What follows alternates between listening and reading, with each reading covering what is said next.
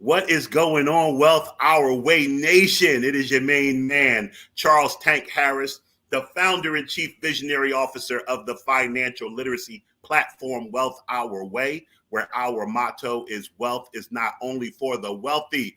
I'm super duper excited tonight because I have Camari Ellis, the financial rebel, on. But before we get into any of that, we're going to kick off the show.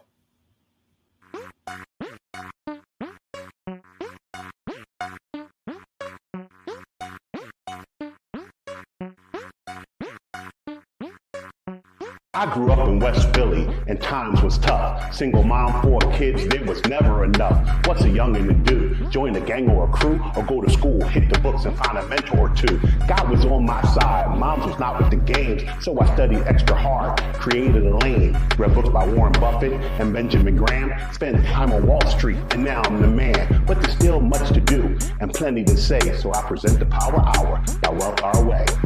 Enjoy the show. Yo, you know, I every time I watch that, I get excited. I'm a fan of myself. So I just like to watch and see what came out. You know, it's been a long time since I've had a chance to interact with Wild Nation, and that has me super pumped up. I went on vacation. I celebrated my 52nd birthday, and now I'm back in the building addressing a topic that really, really needs to be addressed right now. As they said back in Trading Places, when Eddie Murphy was telling the Dukes about the guy who was ordering the commodities at Christmas, they panicking out there. I feel them. They're out there panicking.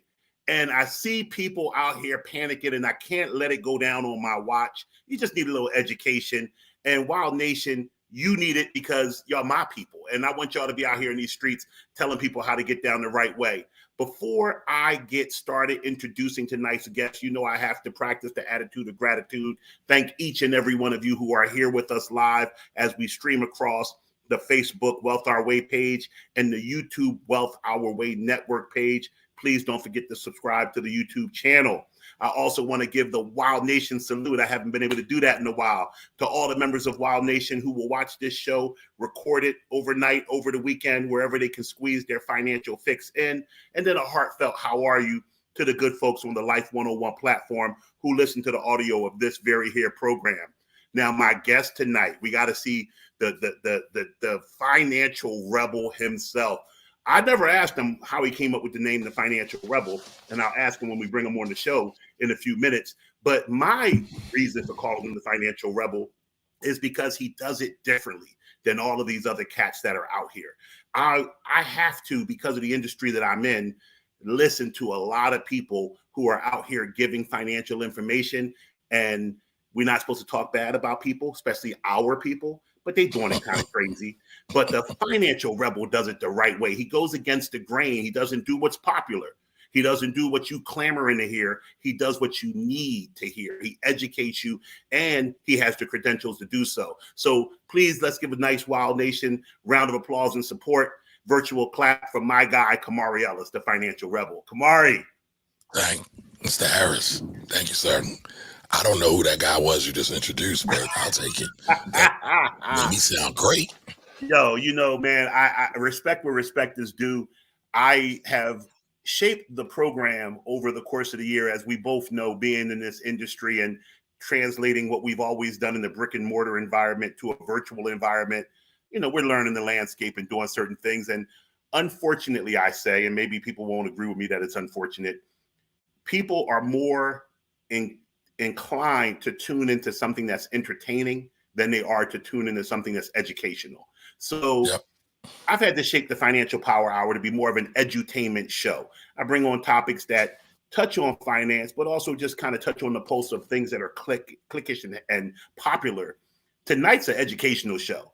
Tonight, we're going to learn something because I got the professor in the building with me who knows who I can respect, who I can pass the rock to, and just know that whatever is said out this man's mouth is something that everybody needs to hear. So, Camari, tell the people about yourself, your business, your brand, what it is that you bring to the table when they get to hear the Financial Rebel speak.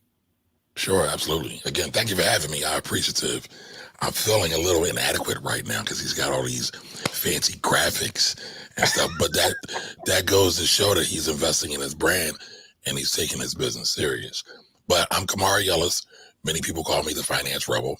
Tank wanted to know, how did I get my name? Well, I started doing talk radio probably around 2010, 2011-ish. Time's going by so fast, so I can't remember when exactly. And I've had a couple of nicknames and monikers, from the Market Maestro and then the Finance Rebel, because my whole reason, well, I won't say my whole reason, but a large part of why I do what I do is for the community. And so that's why I'm not selling a whole bunch of stuff. Nothing wrong with selling stuff, but I just want to give the straight, actual, factual. And there's a lot of people out there who have multi-million-dollar TV shows, multi-million-dollar platforms. They'll tell you, hey, just buy term insurance and invest the rest. And I'm saying, whoa, that's not always right. Personal finance is personal. Everybody has a different need, a different strategy should be applied to them. So I'm the guy that will say the truth and not get cast as a rebel. And it's funny because a lot of my friends say, damn, Camari, that really is you in real life. Because if everybody's going left, I a lot of times want to go right. If everybody's going back, I want to go straight, and vice versa. Because I've found that usually that's the best way to go. It's never usually good to run with the crowd. And that doesn't mean everybody's always wrong or I'm always right. It just means that I've just by looking at human nature across history, that normally when you follow the crowd, you tend to get slaughtered like sheep. That's exactly right. I think a person that we can both agree is a great investment beacon and someone who we should listen to and look at, if nothing else, is the great Warren Buffett. I mentioned him in my intro rap, and Warren Buffett speaks on that quote unquote contrarian mindset. He says, when everyone else is being greedy, be cautious. And when everyone else is being cautious, be greedy. And it's not a slant or a slap in the face to the general masses. It's just what you said. You know, we as human beings from the beginning of civilization, we have an internal intrinsic desire to form a group. We have an internal intrinsic desire to go with the herd. It's safety in numbers, and we need it. So we tend, there have been studies that have been done. I can't think of the book that I'm always listening and reading a book, so it's hard for me to always quote the title, but I want to say it was in Atomic Habits, where they talked about a person. They did a test on a person who knew the answer to something. He knew his answer was 100% correct. And they put him in a room with 3 or 4 people who said that his answer was incorrect. And he had enough confidence in his answer to say, no, you guys are wrong.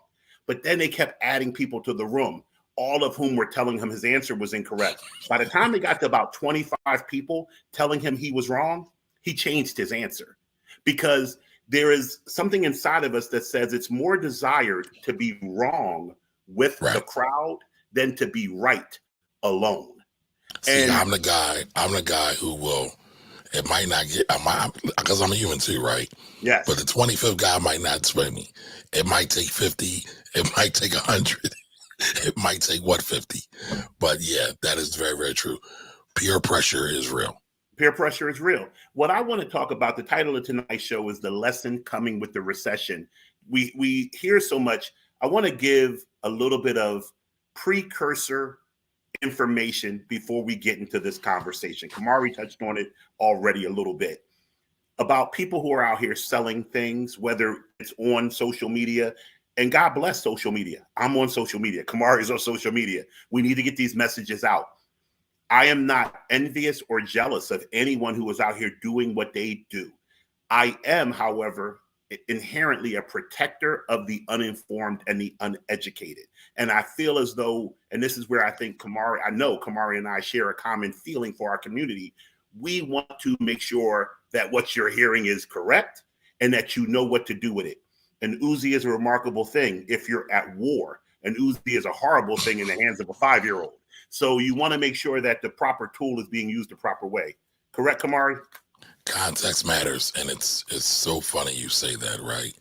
I just saw a clip of a bunch of Middle Eastern cats, and you know how they shoot their guns, their AKs in the air. That's part of their custom, part of their culture. One guy did it, boom, blast it all. It's fine. Gave it to the next guy. you can tell he wasn't as sturdy as the first guy. He got that thing, let it off, and then the bullets just start flying everywhere, and people just started running for cover, and then they wind up tackling the guy, taking the gun from him. And so going to your point, right, everybody's not built for it. Now, Tank, you did ask me a question that I didn't answer. Why am I qualified to be here? So let me just get that 30 seconds. Started in accounting. My dad was an accountant, went to Temple University, majored in finance, was a financial advisor / planner, was an institutional money manager, which means I was the guy who was buying stocks and bonds with some of the folks on Wall Street. And then I wound up starting a partnership with a financial planning firm. That was a partnership that failed drastically. But the whole thing about it was we were able to do radio. And then I kind of fell in love with radio and social media. And all the while I was doing that, something kept sending people to me to get their taxes done. And so thus I became the founder of the Philly tax team because I could never get rid of my people. And when I was younger, I kind of hated tax because I didn't realize the power into it. And then as I got even older and started studying wealth, in particular Black wealth, and just how important tax is, especially to Black folks, and controlling it, that's why I did it. So I kind of, I'm an educator / tax professional / financial professional. I don't know what to call me, but I'm here trying to contribute to the community. I love all of it. And that's beautiful information, because once again, I think everyone should know, why am I listening to these cats? So like, what do they have to say? Especially when I'm pointing out that you're getting information that's not 100% accurate and sometimes not even credible.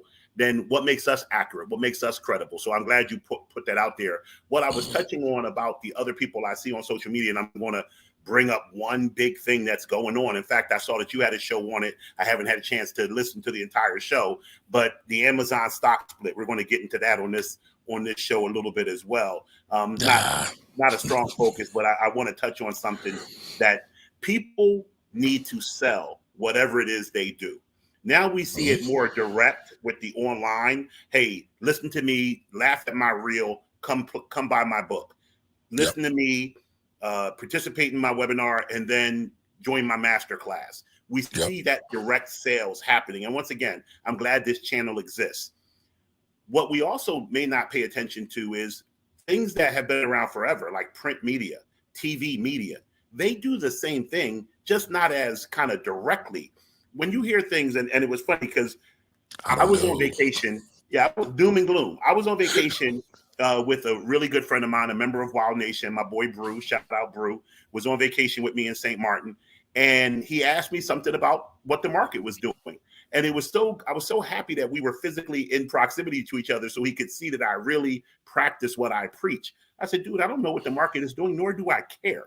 And I think it kind of caught him off guard because I'm Big Tank, the financial guy.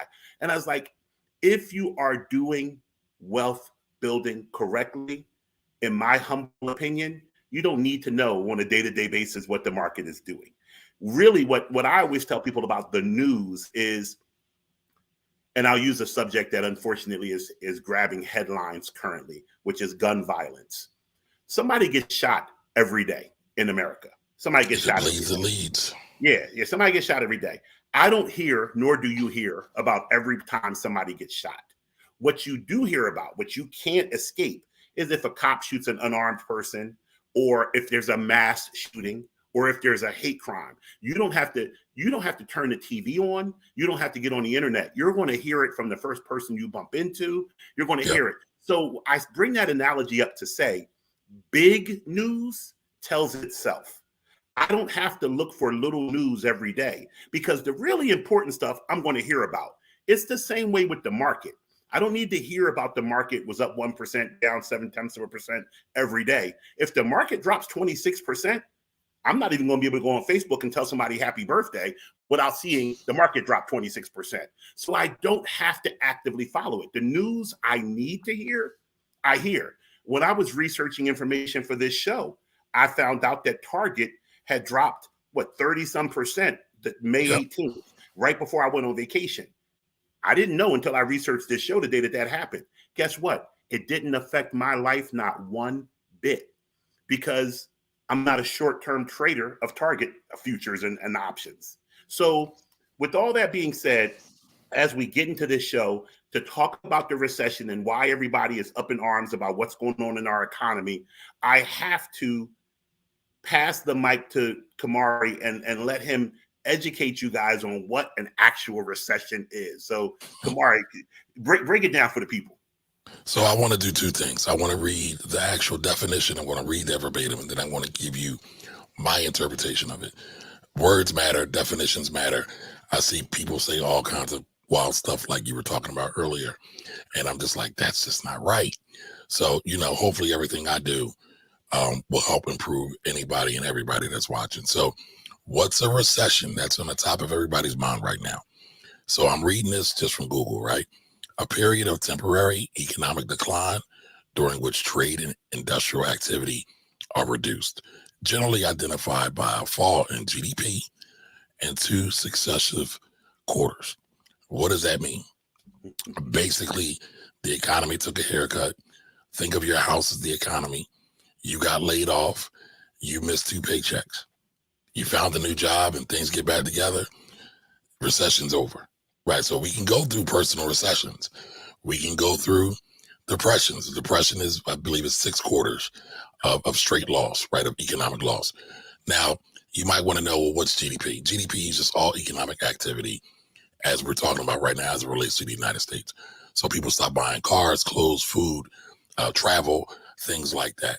And that may very well happen. I believe we're already in a recession because, in my opinion, the Fed has been very, very, very lackadaisical in their overall monetary policy. And it's actually very scary. Now, what are we talking about? Fed has had super low interest rates, so people could buy stuff on credit cards and buy homes at low interest rates. But the other thing that they were doing that a lot of people don't really talk about is the Fed was providing money for people to buy homes via mortgages. So they were making sure there was enough money in the mortgage market that investors could go in, sell, buy mortgages, and keep the market afloat.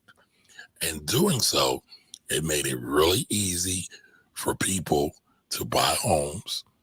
It's not as bad as 08 or 07, 08, 09, but it's pretty bad when you have inflation in it, which is just basically a rise of prices that have jumped like 50% in a year. We've seen some real estate markets jump by over 50% in a year. Now, to be fair, a lot of this is laced with COVID.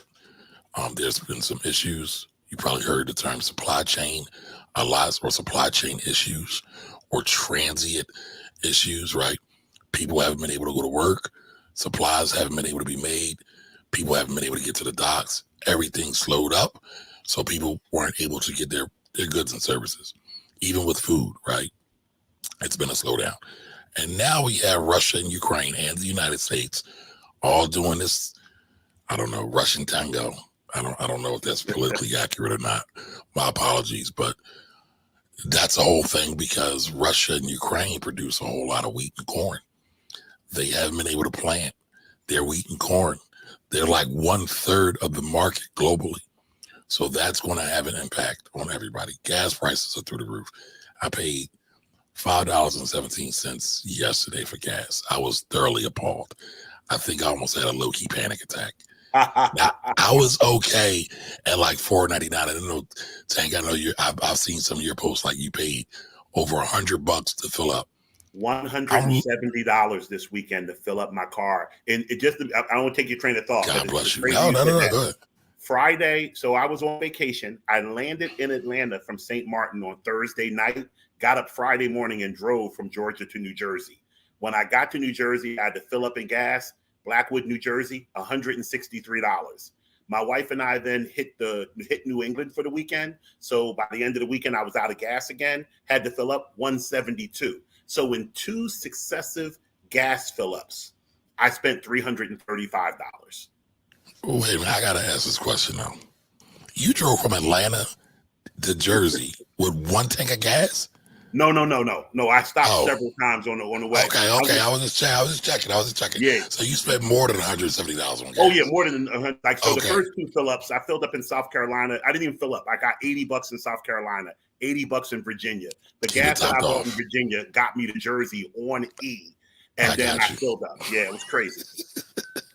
Yeah, but at $4.99, when it got above $4.99, I was just like, what in the world? Now, I don't know if y'all remember this, but if you go back to '08, oil prices hit $150 a barrel. Mm-hmm. And '08 was a very, very rough year for me and my wife. I think we were about to kill each other. I was going through some major issues with my broker dealer. They didn't pay me for about a year, and I survived that. But not without any bruises.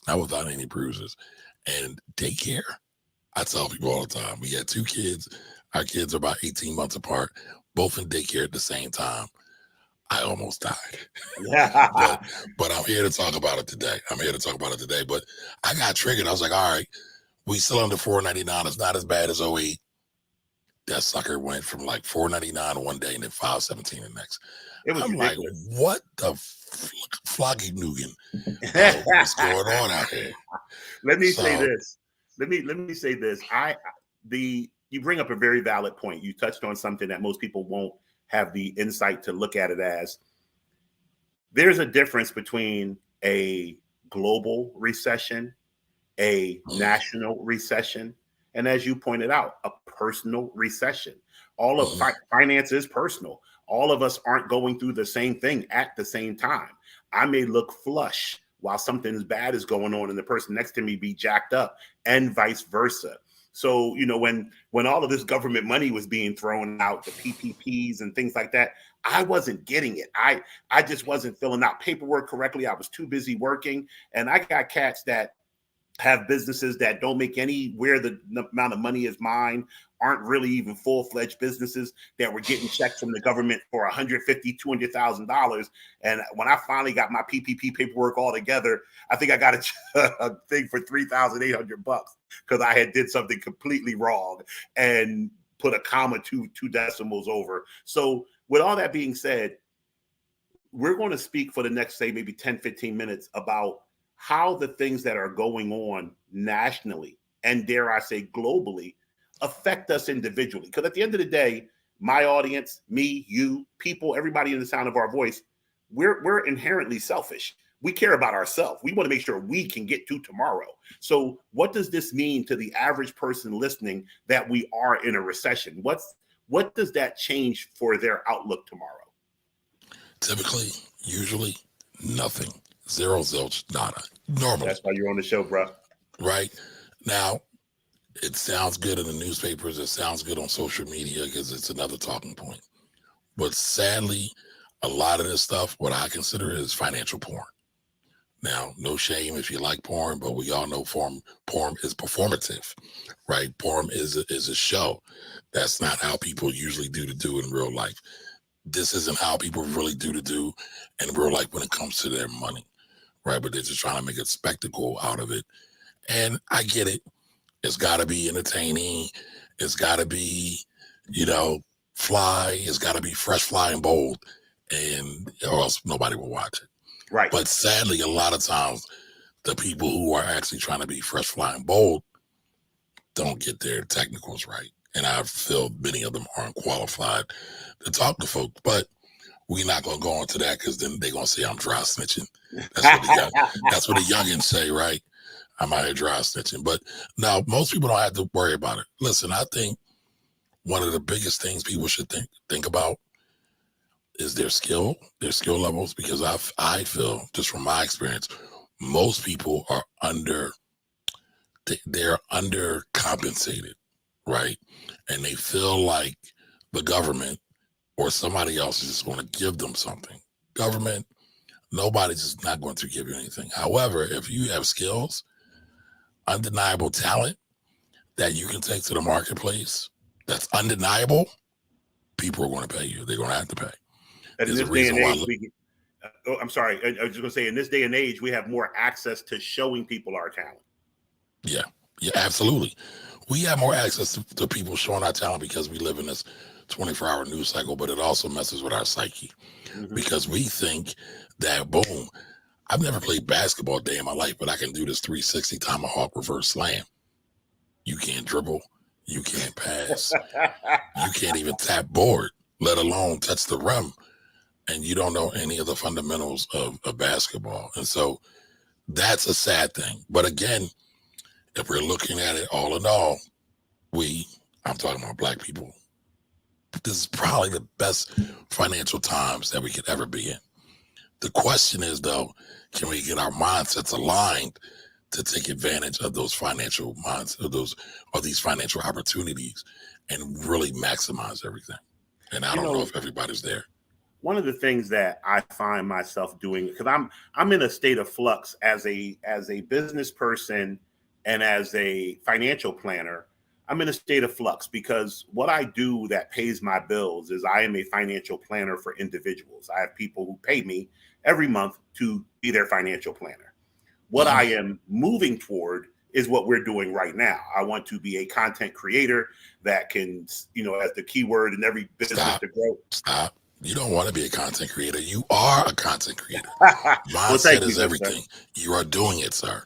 I appreciate that correction. And you are correct. I want to expand upon my content creation and be able to draw enough revenue from content creation where I don't work individually with people, because two things about that. I'm going to tell the truth, and then I'm going to tell the popular statement. The truth is my clients make me sick most of the time. Like, love them as I do, and I'm sure some of them are listening to me. So I'm not the only one. You're not the only one. I'm not the only one. Damn, I thought I was alone out here. So I got to tell this story, and most of my clients don't watch my show, but if they do, they still gonna love me because they know I'm telling the truth, A, and B, I'm still at work when it comes to being a financial planner. I wasn't even off vacation yet because my vacation ended Monday. So I had a travel day to get to where I was. I came back to work yesterday, Tuesday. I got a call from a client on Monday. I love my clients. I was back in the States. I had communication. I'm going to answer the phone even though I'm on vacation. And this is why I want to talk about Amazon in a minute, because my client called me about Amazon. Tank, Amazon split. The guy I'm seeing told me I need to buy some shares, And we literally shared screen, and I walked my client through how to buy a few shares of Amazon in one of their brokerage accounts. And it wasn't before I lectured her, though. And I told her, I said, first of all, you know me. I'm not an individual securities fan. I'm a fan of broad-based indexes and broad-based ETFs. Individual securities I have a problem with for many, many reasons. And I gave her my whole Coca-Cola story from Fortune magazine in 1995. Just a bunch of reasons that we can't get into here. So I'll say clients get on my last nerve because we are our own worst enemies. We are the reason that we're in a recession. We are the reason we will stay in a recession. We are the reason we'll come out of the recession. If people don't realize that no foreign policy, no domestic policy actually shapes what happens, it's human behavior that shapes what happens. When you have... I will push back a little bit on that. But I brought you here to do that. So by all means do. I tell people this: a stock misses earnings. The stock doesn't plummet because the stock missed earnings. The stock plummets because everybody sells it because it missed earnings and they think that's important. Stocks don't move on anything other than supply and demand. Economies don't move on anything other than supply and demand. The government can try to make us spend more money by giving us more money. But if we all chose to put it under our mattress, there would be no new sales. Now, the government is not stupid, even though we call them that from time to time. They do know human behavior. And if they give us more money, we're going to spend it. And thus that stimulates the economy. But the hard fact is nothing goes anywhere without human behavior. Now, I want to hear your pushback before I continue on what I was talking about. So you're absolutely right. Nothing moves without human behavior. That's a fact. And I don't even say fear and greed. I mean, I don't even say supply and demand anymore. I say fear and greed, because fear and greed usually pushes supply and demand, right? Because if you're looking at the market, like you said, stocks don't go down unless people are selling them. People are selling them because they missed that earnings season call, because people are fearful they're going to lose money. Yeah. And then a lot of times it's like, well, does that make sense?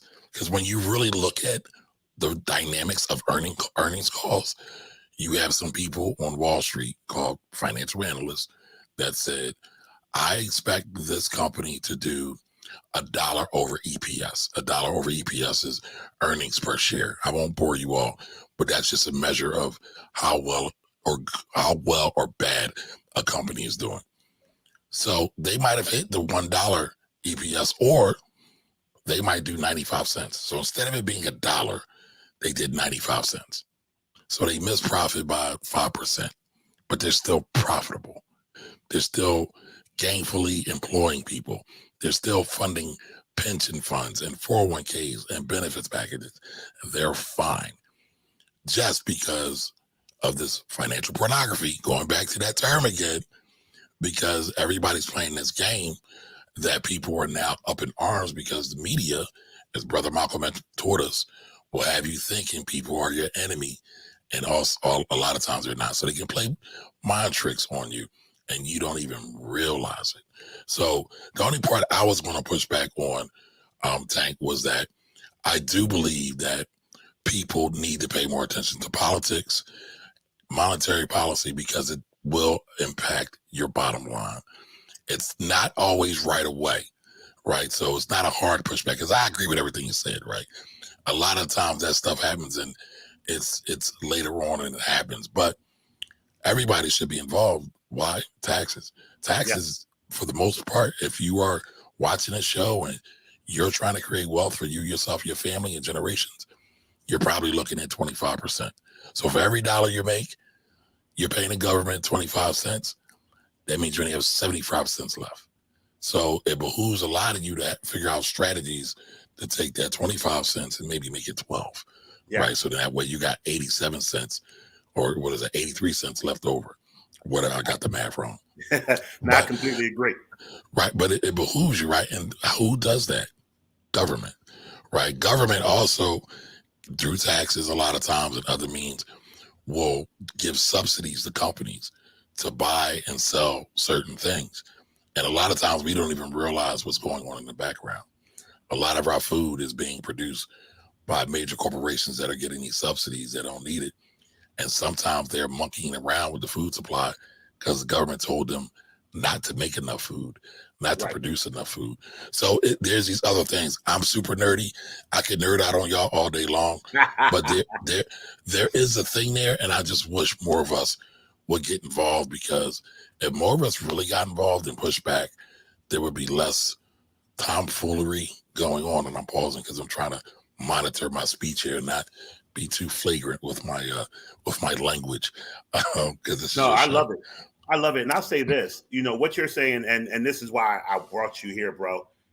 Very few people will go split screen with me without us, giving them a list of questions and answers for them to go with, and trust that they can disagree or agree with what I'm saying. You and I never have to do that. We've been on many shows together. I know how you think, you know how I think, and we both know we're strong enough in our beliefs to stand with what we have to say, because why we're doing this show right now, because we have comfort in our knowledge, and we're now here to give that comfort of knowledge to the audience. So I'm completely, I'm lock and step with you. It takes a lot to do what you said earlier, be the contrarian. It takes a lot to not sell when everyone else is selling. It takes a lot to buy when everyone else is saying, I'm scared to buy. But when you know what you're doing, when you know what the end game is and you're confident in it, then you're going to always work out in the end. And that's really why I want to go from individual financial planner to content creator, full scale content creator, because I can touch more people and give more people access to knowledge that will allow them to not make simple mistakes. So with that being said, I got to talk about Amazon for a minute. Hold on before you go into that, because I'm facing the very same thing. I was having that conversation today with a young lady I'm trying to hire now. And I'm like, because listen, right, I threw a shot at some of these content creators about selling stuff. My business has seen an impact, a positive impact, because of my presence on social. But that's not why I do it, right? So I'm just being totally honest and totally transparent about that. But I know if I keep doing this, which I want to do because I want to have a greater impact, just like you said, because we care about the community. Exactly. right? We're tired of seeing, I'll tell a story without saying any names. There's these two real estate dudes going at each other because one real estate dude ripped off the other real estate dude. And so one real estate dude is holding all kinds of rallies and stuff at this other real estate guy's establishments. And he's interviewed a lot of people from his past and done all kind of things. Now, he brought a young lady that invested in this one real estate guy's program, and she said she withdrew $15,000 from her 401k to invest in this guy's coaching program. My stomach turned. I almost threw up because she wasn't someone who could afford to just throw away $15,000. And that's no shade. But listen, I count people's pockets every day for money with no judgment at all. But if you tell me certain things, I can't help it. I'm going to be doing the math. Right. If I look at you, I could almost size you up.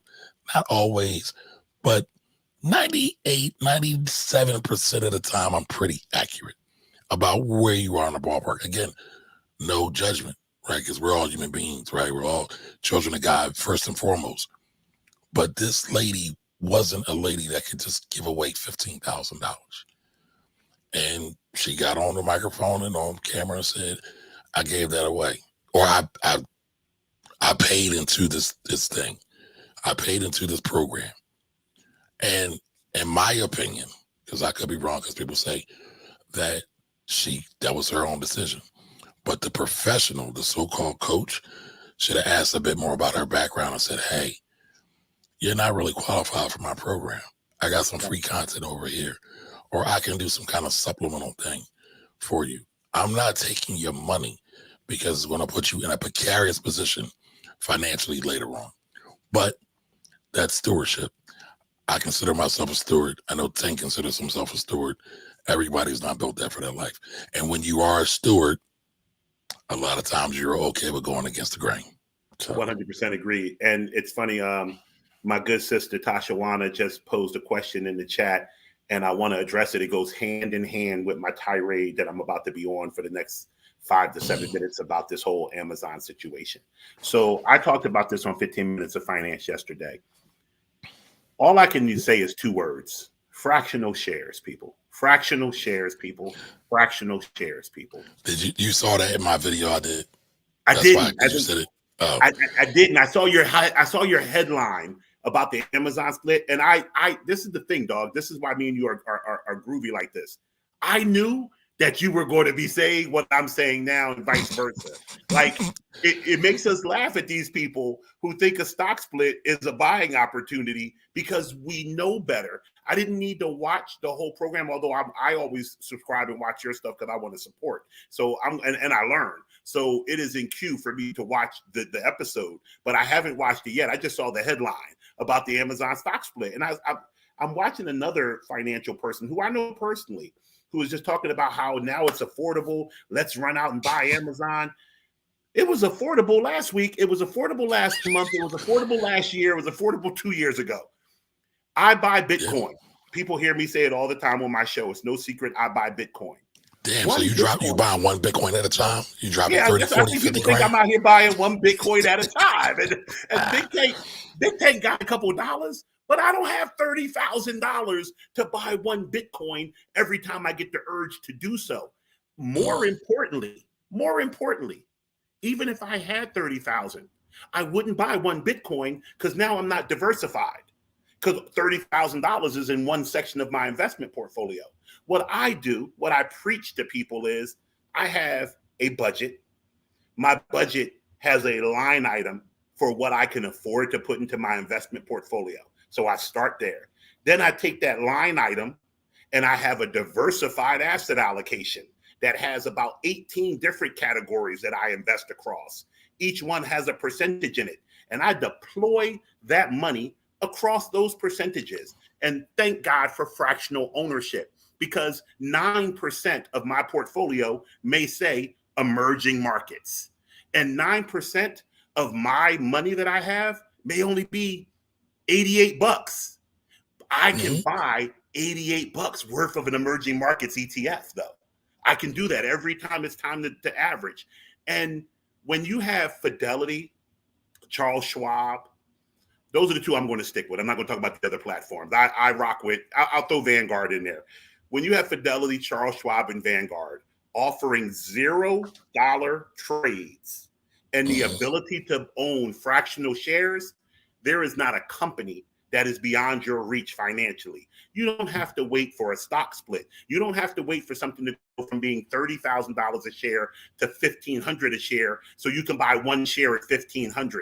I guarantee you that if I take a look at your portfolio and you just ran out and bought some shares of Amazon, you are over allocated in Amazon. Your entire investment portfolio probably is dependent on Amazon's performance right now, and it should never be that way. Now, before my man Camari drops his knowledge, I want to answer Tashawana. I had to do some research, and this is me bearing my soul and being transparent. I really want people to understand who I am and what I am and why you should listen or choose not to listen. I've been in financial services since November of 1997 as a professional. That was when I was hired by Smith Barney. So it will be 25 years this November that I started as a stockbroker at one of the biggest wirehouses in America, in the world. With that being said, do I know everything about finances? Hell no.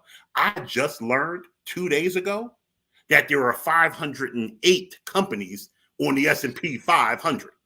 I assumed there was 500. Feel bad about that. I assumed there was 500. It fluctuates from like 500. It was 504 not too long ago. Now it's like 508. So it's okay. I try to explain that to people. You don't have to know every single freaking fact in the world. What you have to do if you're holding yourself out to be any kind of expert, you have to be able to see information and glean the accuracy of it and be able to translate it for yourself and others. That is why I'm an expert in the financial services realm. So I went and researched the S&P because I wanted to talk to people about damn Amazon. Amazon is the third largest holding on the S&P 500 behind Apple and Alltech, Microsoft. Alltech, yeah. And then Google has two spots, Google C, Google A, and then it's Tesla. There are 508 positions on the S&P 500 currently. Of the top 15 companies, which represent 3% of the S&P 500, 35% of the return comes from these companies. Yep. Amazon is, I want to say 3.1 or 2.3, it changes daily, so don't quote me, percent of the S&P 500. So if you own the S&P 500, you already own Amazon. And if you went out and bought Amazon, and that was what made me upset with my client. My client called me to buy Amazon. I showed her she had the VOO ETF, which is the S&P 500 Vanguard ETF. And we sold part of that ETF to buy Amazon. We just put belts and suspenders on with Amazon. And there was no talking her out of it. She wanted to do it. As my old football coach told me, you take them where they want to go. I gave her the knowledge. She chose to do this anyway. Why you would buy one company and lock all of your risk in one entity as opposed to spreading it over 508 companies, I don't understand that. There's never been a nerdy. Yeah, because I'm nerdy. There's never been a serious. You want to get nerdy? Go ahead. Go ahead. No. By all means, jump in because I'll go on the soapbox. So jump in with your feelings on this topic. So Apple, Amazon, Microsoft, Google, their correlation to the S&P 500 is probably close to 1, meaning that they move in lockstep. Nobody in that lineup zigs when the other is zagging. They all move the same. So in effect, buying the S&P 500 is almost like buying Amazon. Buying Amazon is almost like buying the S&P 500.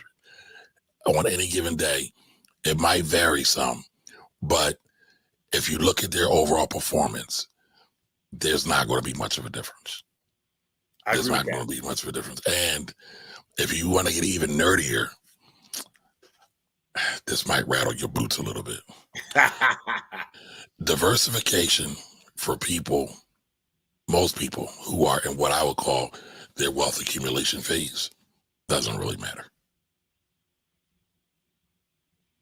I won't argue you. I won't argue you. I want to hear you continue the thought, and then I'll make a statement on top of it. But I won't argue. I think we're on the same mindset with what you're going to say. Diversification is a wealth protection strategy. The financial industry promotes it heavy because they don't want to get sued. So it's part of their wealth protection strategy as well, because you tend not to have as many ups and downs, as many periods of volatility when you spread your risk over all these companies. But like I just told you, most of those companies tend to follow lockstep with all of them because there's so much institutional money. And even now, retail mom and pop money kind of following the same names. And the supply and demand, there's almost no differentiation. And so that's a major problem of diversification. The way that it's touted. Now, I love individual stocks. Your premise, though, and it's one I share myself, is accurate as well, right? Two things can be opposite and true all at the same time. Most people aren't going to have the due diligence, the stick-to-itiveness, the consistency to really track a stock the way it should be. So they're gambling at this point. If you are buying an index fund or ETF, that's a much safer investment. It's not gambling any longer because the S&P 500 tracks the overall stock market. The overall stock market does anywhere from 8 to 9% on annual average. It will fluctuate down some years, but I believe over the last 50 or 60 years, it's done about 7 to 10% on average. So that's going to kind of hit like clockwork. So I would say, when people say don't diversify, or when people say to diversify, you should kind of look at that. And Warren Buffett, our great mentor, this is the only real white guy I actually rock with, by the way. But Warren Buffett even says diversification is a fallacy. So here's what I'm going to say to that. I don't disagree with it. It's the same way, and I did this on another program that I had where I was explaining dollar cost averaging and why I'm a dollar cost averaging fan. Even though I can tell people 100% honestly, hand to God, dollar cost averaging over a 30, 40, 50-year investment career will lose money to regular put it all in at one time investing. It will. It's a fact, because the market over 50 years is going to go up. And if you're putting a piece in at a time, then you're missing some of the up. But you don't dollar cost average to beat the investment. Go ahead. What you going to say, Camari? Go ahead. I've done that test, because you get to buy at the dips as well. You do. It's really about the timing of that. But to your point, though, right? Because I don't want to go again. We can go nerdy. You and I go get some drinks and get a steak and just nerd out all the way out. We ain't done that in a while. We got to do that. Yes, but sir. To your point, though, I will say this. Depending on what's going on, if you're just your average Joe, dollar cost averaging is like the 10th wonder of the world. You have to do it. You have to do it. It's a must. So in full transparency, I brought 5 shares of Amazon when it split. But guess what? I had also been buying some of the fracture shares in my Cash App account, because I share that account with the public. I let everybody know what I'm doing in it. But I said the same thing as everybody, as you said, Tank, just to go back and put a period on this. Well, let's define what a stock split is, right? I think it would be reckless of us not to do it. A stock split is it's a marketing event, y'all. Just to be totally honest. What happened the next day after the split? Amazon Prime Day. Did Amazon not know that Amazon Prime Day was coming up? Or what is it? On the 8th or 9th or whatever day it was? They didn't realize that? You think they did this willy-nilly? No. It brings more hype to generate more sales. All right, but what is a stock split? Stock split is the powers that be that own the company or that run the company say, you know what? Stock price is too high.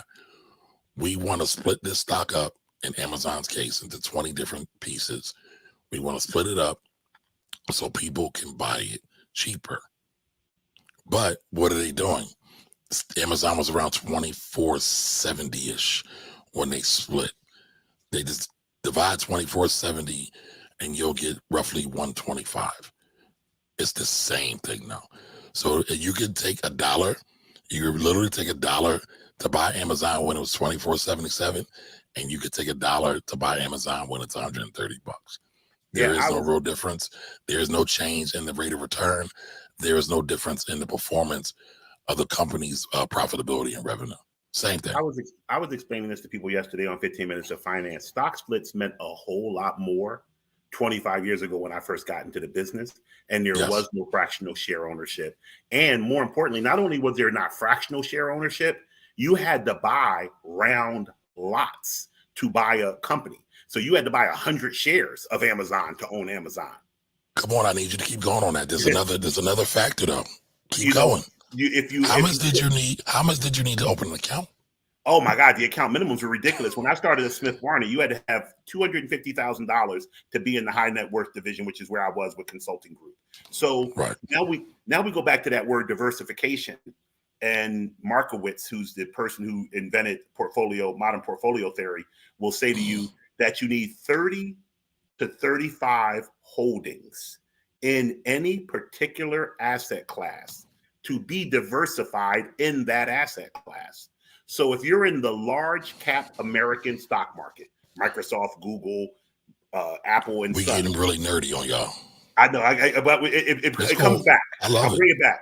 You need 35 holdings, and if 35 holdings is 3,500 shares, 100 shares of a position, 35 times, how much money do you need to just be diversified in one sector of your portfolio, let alone the 8 sectors of your portfolio to make your portfolio diversified?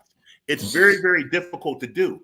But thank God we now have fractional share ownership, where once again, we can stop thinking about the company and the share price and think about our budget. How much money do we have? If I want 10% of my portfolio to be in emerging markets, 30% to be in large cap American stocks, 15% to be in bonds, 6% to be in cryptocurrency, I simply look at my dollar that I'm putting in every 2 weeks or every month or every quarter, and I divide it by those percentages and I buy accordingly. To Susan's point, Susan, my fellow Temple sister, she's found out that a lot of folks don't understand index funds and think investing means researching and buying individual stocks, or they think investing is day trading. That is the number one thing that I see with people. People have a complete misnomer on what investing even is. The time horizon that you have to be committed to it. You don't invest and worry about what happens on Friday. Yeah, time horizon. Right. You using a big fancy SAT words. People don't know about no time horizon. I'll say this: time horizon is probably the most important factor when it comes to your investing. That should 100%. Dictate and guide everything. 100%. Because if I need my money tomorrow, I have a different ideology for my investment portfolio than someone who needs their money in 22 years. Completely different ideology. And also the assets. Characteristics. Each asset has a different characteristic. Stocks act different than Forex. Forex acts different than commodities. Commodities act different than bonds. You need to understand how those things act and react. Short term, some bonds are okay. Long term, some bonds are not. Short term, most commodities are not okay. Short term, most Forex is not okay. Short term, most stocks are not okay. Right. But you would never know that by listening to a lot of these stock market gurus. These stock market gurus telling you to buy this stock for tomorrow. Like, you need 7 to 10 years of a business cycle to see how a stock performs. I will say this, because we're running up toward the end of the hour. 2 things. I want to go back to the dollar cost average conversation just for a second to let people know that we disagree, but we're aligned at the same time. Me with dollar cost averaging. For the record, we really don't disagree, because if you listen to what I said, I'm agreeing with you. But at the same, if we really want to get technical, diversification for smaller accounts, I would say less than 100,000, less than 250,000. Doesn't matter unless you got some other kind of circumstances. Agreed. With dollar cost averaging, I use it as a psychological tool. The fact of the matter is that if you put $50,000 into a portfolio on January 1st, you're probably out the market by now. You probably have said, hey, when it went down 22% in January, you left. You say, you know what? Somebody convinced me to do this. They were wrong. I'm out of here. But if you took your $50,000 on January 1st, you divided it by 12 in your head and said it was 4,000 and some change a month, and you put 4,000 in January, 4,000 in February, you're down like 8% for the year right now, and you're sticking it out. And you still got cash. You're buying this. So dollar cost averaging is not an outperformance tool. It is a psychological tool to keep you from freaking out. And just, I want to answer Tashawanna's question about how are Roth IRAs affected. So Tashawanna, you've been with me long enough to know my house, room, furniture story, my analogy. House is the company at which you invest your money. You're at Schwab, you're at Fidelity, you're at Smith Barney. That's the house. Room is your account. You got a taxable brokerage account. You got a traditional IRA. You got a Roth IRA. Furniture is the actual asset that you've put in the room. So you can have a CD in a traditional IRA that you own at Navy Federal. That's your house, room, furniture analogy. The market does not affect rooms. The market affects furniture. The market affects the individual investments that you have, not the account in which you have it. More of what Camari specializes in affects the rooms, which is taxes. Taxes can make you decide whether you want a taxable brokerage account versus a traditional IRA based on if you're going to take advantage of tax loss harvesting and things of that nature versus deferring taxes and giving up capital gains privileges. So I will say that the market does not affect your Roth IRA, but I think from knowing you, your real question was you're asking how is the market affecting your holdings inside your Roth IRA? And to answer that question for you, I will say it affects it to the point that you let it affect you. When you and I talk about investments, we make a plan. We say that you need this money to be ready for you in 18 years. And in 18 years, you want to have A, B, and C. And we put a plan together to get you there. So if you're asking me what the market doing today affects that 18 years, my answer to you is unfortunately not sexy. It's nothing. It's doing nothing to you. What is happening today is only designed to make you nervous and take action. People buy stuff when they're nervous and they take action. So the world tells you, be nervous, take action. But the reality is a solid plan with a set sail and a nice wind behind it gets you to your destination. With that being said, Camari, we got 3 minutes. I'm going to shut up and let you close us out.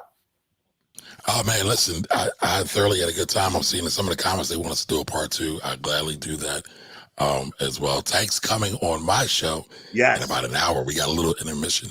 So you could always find me on the Finance Rebel Show on all platforms. And me and Tank will be hanging out.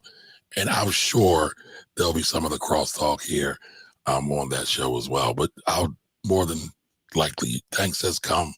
I usually come with bells and whistles on. But, thank you for having me, sir. You can find me at the Finance Rebel on all platforms, Twitter, Instagram, Facebook, even TikTok. By the way, I had a TikTok video go viral today. And what? I got to see that, Joy. 60,000 views overnight. Whoa. Yes. I'm going there in between our 2 shows tonight. That's where I'm going to check that joint out.